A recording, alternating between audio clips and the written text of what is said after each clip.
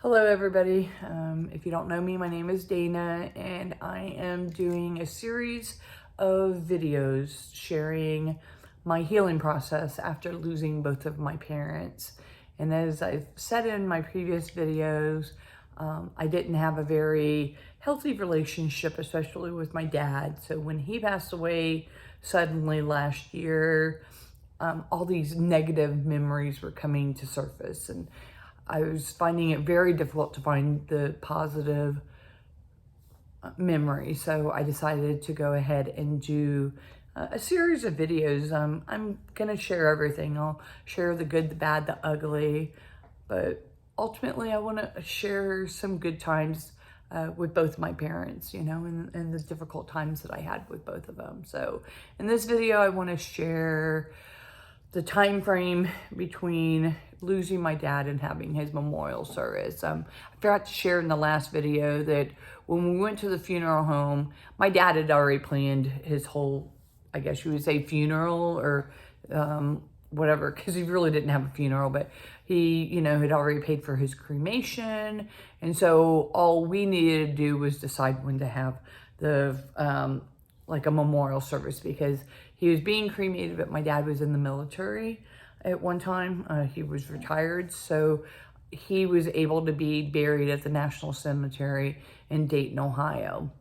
So between my schedule, my sister's schedule, and my aunt, who lived in Chicago, we decided to have his memorial service in Dayton on April 8th.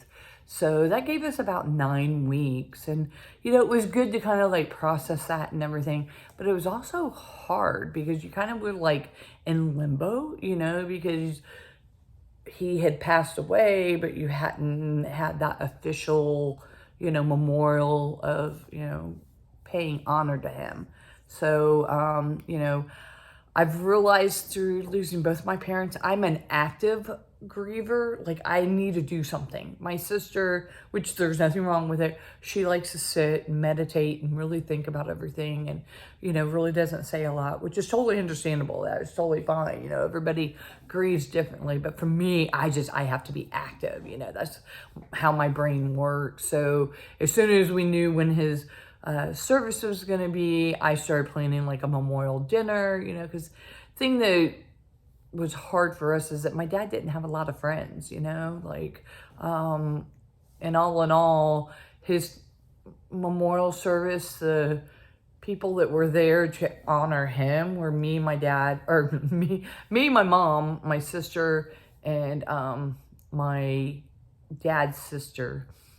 Everybody else was there to support me and my sister, But anyways, I used to be a part of the Dayton church, so I went and, just asked somebody to help me get a venue together and whatever. So we were going to have his memorial service that morning at the National Cemetery, and then that evening we were going to, have a dinner. I mean, I know usually you have the memorial service and then have a meal right afterwards, but because most of our friends and family worked on Friday, we decided to just go ahead and have it, that evening. So that's what I planned for, and I got these little brochures together. My dad had actually put his own brochure together, and that's how my dad operated with, being military, was that, he had this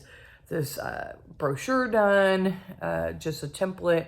And so basically I just had to update it, but most of the verbiage that was in it, my dad did it, But anyway, so I had to get those printed, and, I got these little cards done for him. And then I did I knew that me and my sister were both going to be presented an American flag. My sister was going to be officially presented the flag at the memorial service, but I would also have a flag too. So I went ahead and got the triangle flag presenter, and I found one It was really cool. I found it at Hobby Lobby.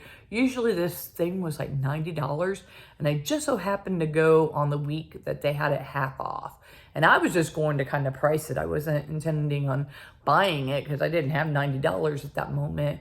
But when they had it for $45, I was like, okay, I'm going to go ahead and get it. And so I did. And I had an amazing friend in Dayton that, you know, because she retired from the Air Force, she had the knowledge of like what the rank structure was and how to do his medals and everything. So she was phenomenal. I just brought that to her for the memorial service, and then she put everything together and then had it ready for that evening. And I did like a trifold presenter, you know, kind of like the ones that the kids have for school.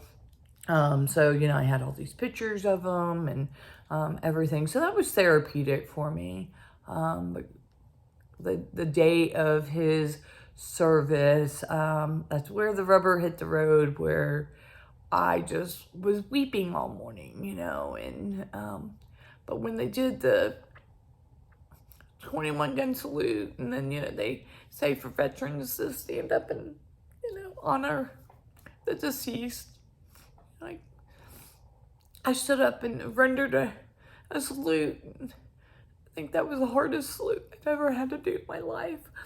You know, I've had quite a few friends that have lost their life that I've gone to their service, and those are definitely hard. To render a salute to the man that, you know, I followed in his footsteps going to the military.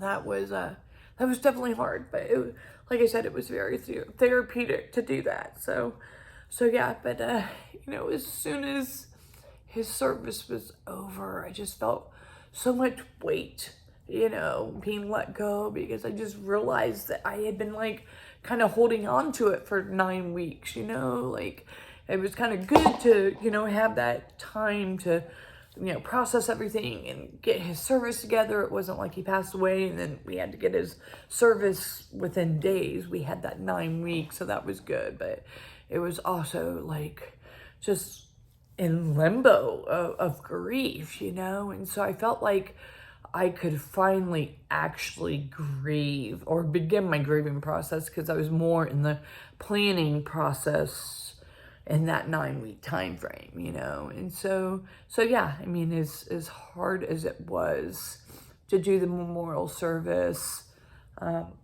it was definitely therapeutic to also do that. So yeah, so that was kind of, you know, the time frame of going from saying goodbye to him to actually saying goodbye to him, you know, of having the memorial service. And then that evening we ended up having Polish food, and that was really good to just have friends and family there. You know, we had pierogies, we had Polish sausage, we had głąbkis. My mom made the głąbkis. I made the pierogies and the kolaczkis. I'm sure most people know that pierogies are like the little dumplings. They have like a filling in them. So we did sausage and sauerkraut inside. And then we also had potato. And then kolaczkis are just like the little thumbprint cookies.